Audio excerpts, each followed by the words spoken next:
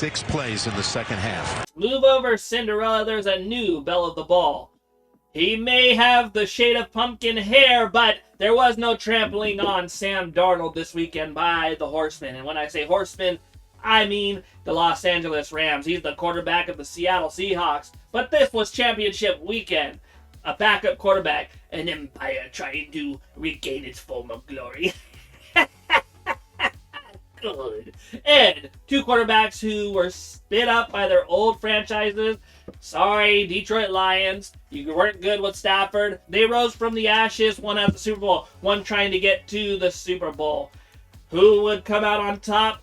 I'm your host, Trenton Hill, and this is the Dumpster Fire. And you just might be watching Hill Time Sports. Let's go! No snow in sight all winter long, record lows, but in the third quarter, well, it started snowing all over Josh McDaniels' head, but we'll get to that later. First quarter, bomb, Marvin Mims, Jared Stidham connects, and then a Cortland Sutton touchdown from Jared Stidham, boom, count it, 7-0. But then disaster struck. Sean Payton, listening to analytics, starts to go, maybe we can make a 4th and 1 instead of kicking it and making it 10-0. And Stidham throws it in the dirt. But they're not going to need those points, right? Wrong. They needed all those points because their next drive, Stidham throws a backwards pass, recovered by New England. Drake Maye calls his own number, and it was the best blocking the Patriots had all season for him. Touchdown, 7-7 tied. The weirdest thing happened. Will Lutz misses a kick. Then the Patriots miss a kick. Go into halftime. That was in a span of 19 seconds. And then the Patriots made the adjustment.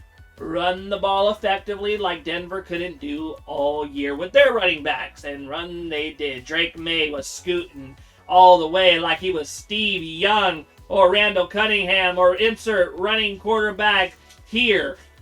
Then you had Trevion Henderson breaking some gains.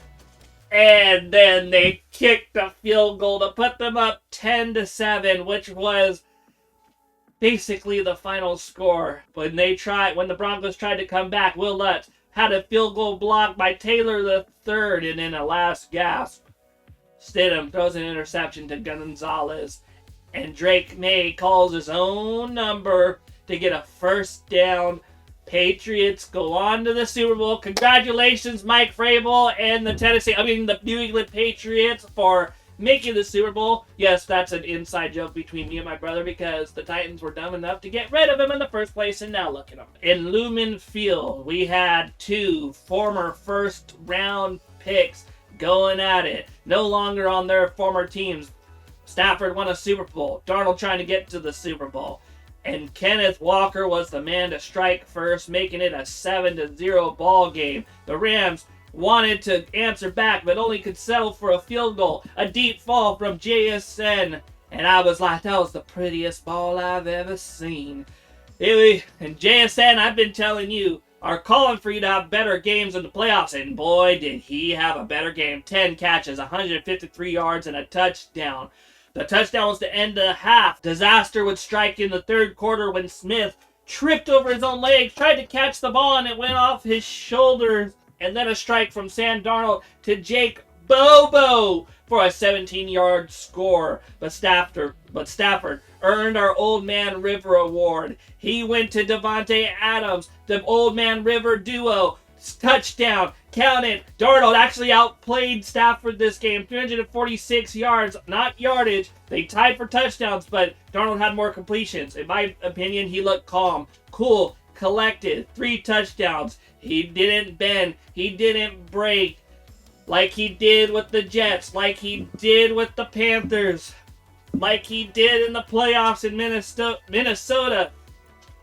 Former Ram Cooper Kupp scores a touchdown and puts them up in the fourth quarter. Stafford answers it to cut the lead in fourth, but a failed fourth down conversion doomed the Rams' next drive. And with the final shot for the Rams to come back, it was 31-27. Fires it to the sideline, and Puka Nacua is this short of getting out of bounds to stop the clock at 4. Tick, tick, tick, tick. and the Seattle Seahawks are going to the Super Bowl.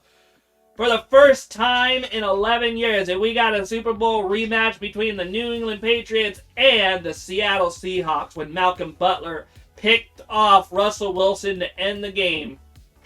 And now, the moment you've been waiting for, the power rankings. And yes, we only have 4 teams to rank. Some of them walked into the Super Bowl, and some of them either walked or limped themselves into the swamp. So let's rank them. Limping into the swamp, the Denver Broncos, who failed to score double-digit points.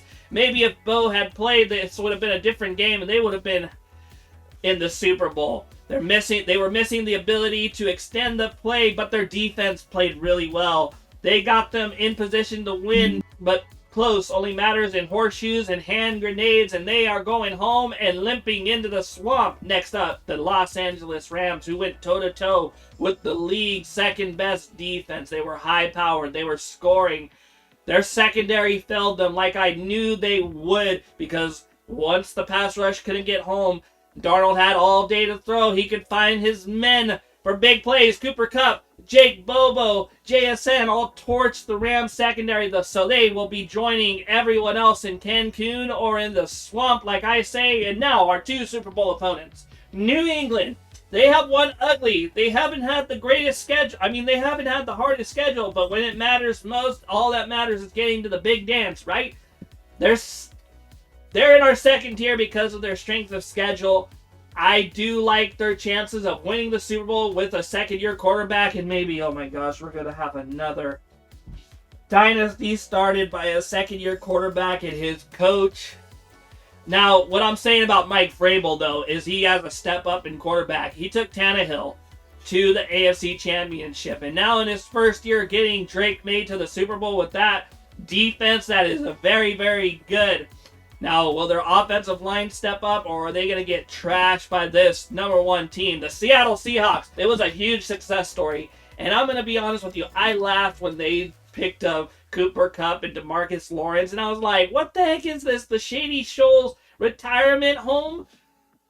And then they proved me wrong. Now, Woolley did make a bonehead decision by taunting the Rams on a 3rd down or 4th down. They were gashed a bit and allowed the tight ends to run free, but when it mattered most, they stopped the Rams from scoring. And Darnold may have cast off that bust label if he could win a Super Bowl. Either that or he's either that or he is, it's not, oh my gosh, who won the Super Bowl with the Raiders? What the heck was his name? I know his name. Jim Plunkett. Jim Plunkett. But yes, that's all you can ask for. He played his best game of the year, in my opinion, for the first time this playoffs. Darnold looked good. But who's going to win the Super Bowl? Who is your number 1 team in the power rankings? And how did you enjoy championship weekend? Join me for Wednesday stream, and then join me for MTTF on Friday nights. And I will see you in the next video. Adios. Stay blessed. Boom.